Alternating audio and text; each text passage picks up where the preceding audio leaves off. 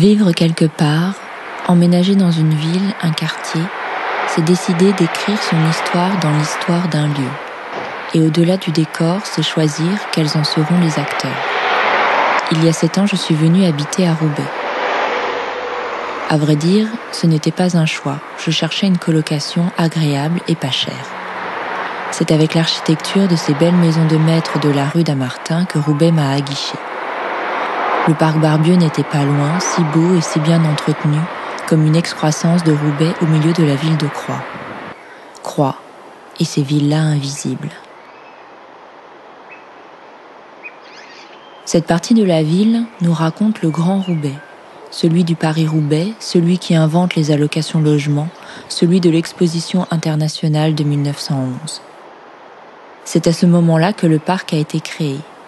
Pour l'occasion, il accueillait de nombreux pavillons comme celui de Madagascar, d'Afrique équatoriale, d'Algérie, d'Indochine, et il était bordé du grand palais des industries textiles. Roubaix était alors la capitale mondiale du textile.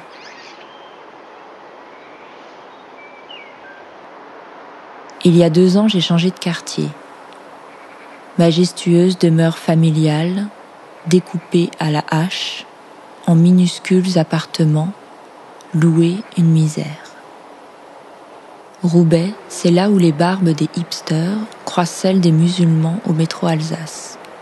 Celui où les affiches de la Manif pour tous sont recouvertes par le concert de Gradure. Une ville parfois Charlie, parfois Palestine. Au bout de ma rue, il y a la frontière, la voie ferrée. J'ai l'impression de vivre la réalité quand tous les autres sont dans l'illusion, dans le mensonge d'une France éternelle.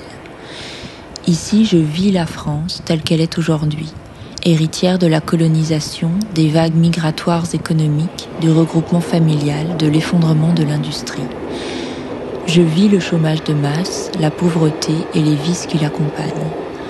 Je vis la France d'aujourd'hui avec les Français d'aujourd'hui qui n'ont rien à voir avec ceux que ma grand-mère rencontrait dans son village.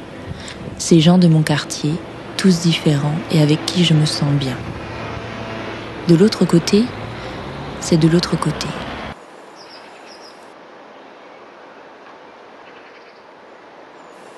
Je ne vais plus à Lille que lorsque j'y suis obligée.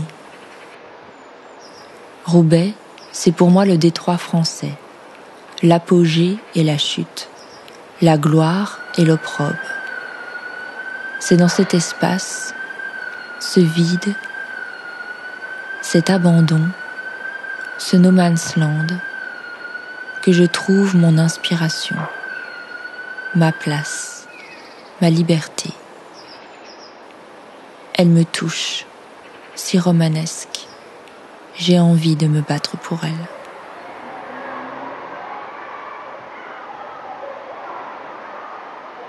J'ai décidé de m'engager. J'ai acheté une petite parcelle de Roubaix, une ruine, dans ma petite Italie, entre la rue de Rome, de Florence, de Turin et de Gênes. Une maison cadre, un peu plus large qu'une maison ouvrière, en briques rouges, accolée à ses jumelles.